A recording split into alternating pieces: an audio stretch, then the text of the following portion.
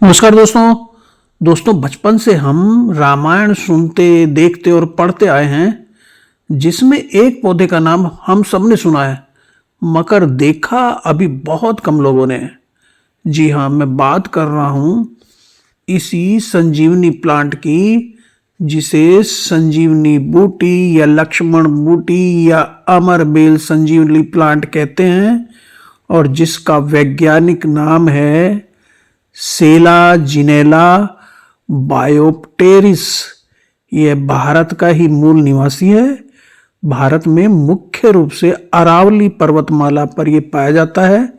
Tropical यानी उष्ण कटिबंधीय पौधा है और गर्मियों में सूख जाता है, लेकिन जब बरसात होने पर इसमें फिर से हरियाली आ जाती है।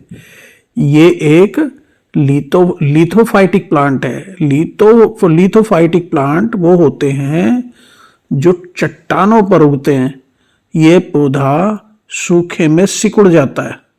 ये देख रहे हो ना, ऐसे सिकुड़ सा जाता है, लेकिन नमी मिलने पर फिर से जीवित हो जाता है। रामायण में रावण ने सीता जी का हरण किया था, जिनको मुक्त कराने को रावण के साथ रामचंद्र जी और लक्ष्मण जी ने भयंकर युद्ध किया था, जिसमें रावण के बेटे इंद्रजीत ने लक्ष्मण पर हमला करके उनको मूर्छित कर दिया था। तब हनुमान जी लक्ष्मण को जीवित करने के लिए रावण के एक विख्यात वैद्य सुसेन को लाए थे, जिन्होंने एक डॉक्टर को भगवान के समान मानते हुए अपनी ड्यूटी की थी और अपने राजा के दुश्मन के भाई को जीवन दान प्रदान किया था। सामान्यतः जब इंसान के मस्तिष्क पर आघात होता है तो वह कोमा में चला जाता है, अर्थात मूर्छित हो जाता है। वैद्य जी ने लक्ष्मण को पुनर्जीवित करने के लिए हनुमान जी के सामने ये शर्त रखी कि उन्हें संजीवनी बूटी लाकर दी जाए, और वो भी रात में लाकर दी जाए, सवेरा होने से पहले पहले दी जाए। संजीवनी बूटी में कुछ ऐसे गुण या कंपाउंड पाए जाते हैं जो रात में ही काम करते हैं, दिन में निष्क्रिय हो जाते हैं और उनकी गंध मूर्छित व्यक्ति को पुनर्जीवित कर देती है। हनुमान जी, ये जो आप देख रहे हैं ना, ये तस्वीर, इसी संजीवनी बूटी को पहचानते नहीं थे, तो वैद्य जी ने उन्हें बताया कि संजीवनी द्रोणागिरी पर्वत पर मिलेगी और रात में वह ग्लो करती है, यानी वो चमकती है। हनुमान जी संजीवनी को पहचान नहीं पाए। उस तरह के वहां बहुत सारे पौधे उगे होते, तो काफी बड़े क्षेत्र से जड़ी बूटियों को ही उखाड़ लाए थे, जिसे कहा जाता है कि हनुमान जी पूरा पर्वत उठा लाए थे। और रात में ही वैद्य जी ने संजीवनी को लक्ष्मण को सुंघाया और लक्ष्मण जी पुनर्जीवित हो गए। अर्थात ये जो हम एरोमा थेरेपी की बात आजकल करते हैं ना, ये रामायण काल से ही जानी जाती है। तो ये देखिए, हम जो पौधे, ये संजीवनी बूटी के कुछ गुच्छों में बंधे हुए प्लांट्स हैं, उनको पानी में भिगो देते हैं। तो ये पौधे जो संजीवनी के प्लांट हैं, ये आयुर्वेद और पारंपरिक चिकित्सा में इनका बड़ा ही महत्व है और बहुत सारी बीमारियों और औषधियों में इनका इस्तेमाल किया जाता है। यौन रोग, कब्ज, कोलाइटिस, मूत्र मार्ग संक्रमण, बुखार, मिर्गी, ल्यूकोरिया, कैंसर, पीलिया, हीट स्ट्रोक, मासिक धर्म, सूजन कम करने में भी ये काम आते हैं, स्ट्रेस को कम करने के काम आते हैं। इनकी औषधियों में इनका इस्तेमाल होता है। संजीवनी का अर्थ है जीवन को प्रभावित करने वाला। इसके अंदर एंटी इन्फ्लेमेटरी गुण होते हैं और मरे हुए को भी वापस लाने का ये काम करता है। ये पौधा, ये बहुत ही प्रसिद्ध पौधा है। पौराणिक ग्रंथों में इसका वर्णन दिया गया है और कम रख रखाव वाला पौधा, मिट्टी और पानी दोनों में हो जाता है।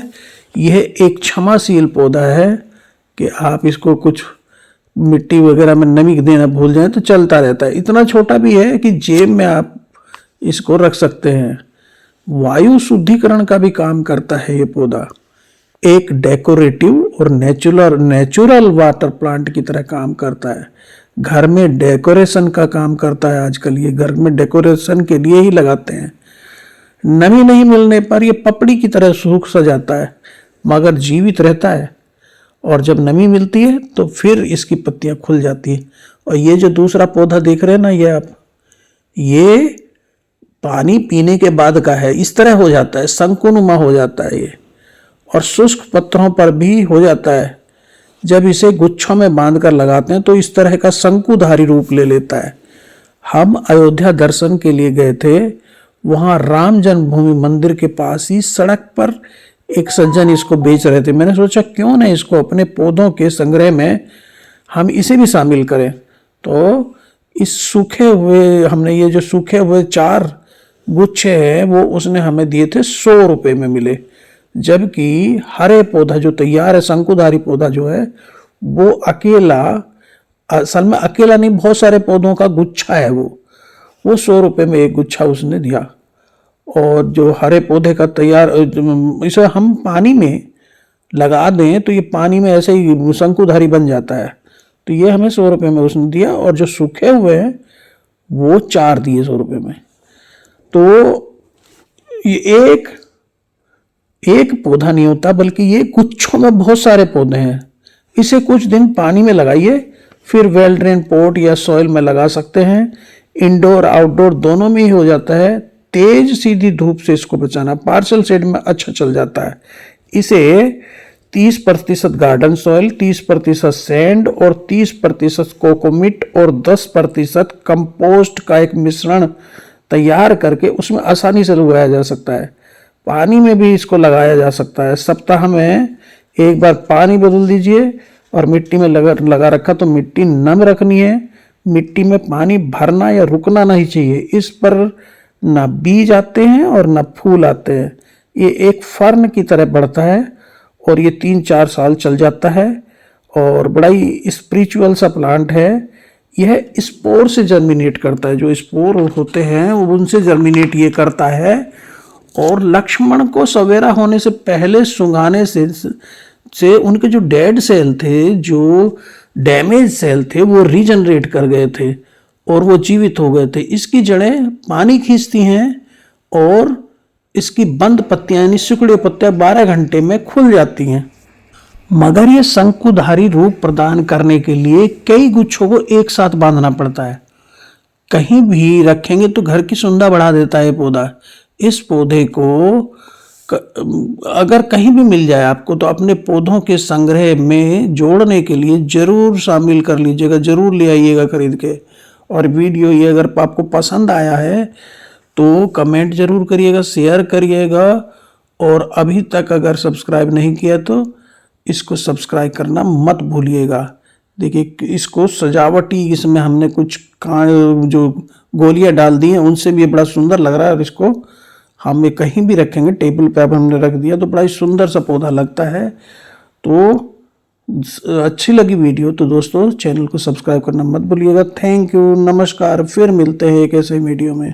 और ये देखिए तो हमने 4 लाए थे ना, उसमें 2 अभी लगा दिए, 2 को हम मिट्टी में लगाएंगे, उसको मैं आपको अलग से दिखाऊंगा। तो थैंक यू दोस्तों, नमस्कार।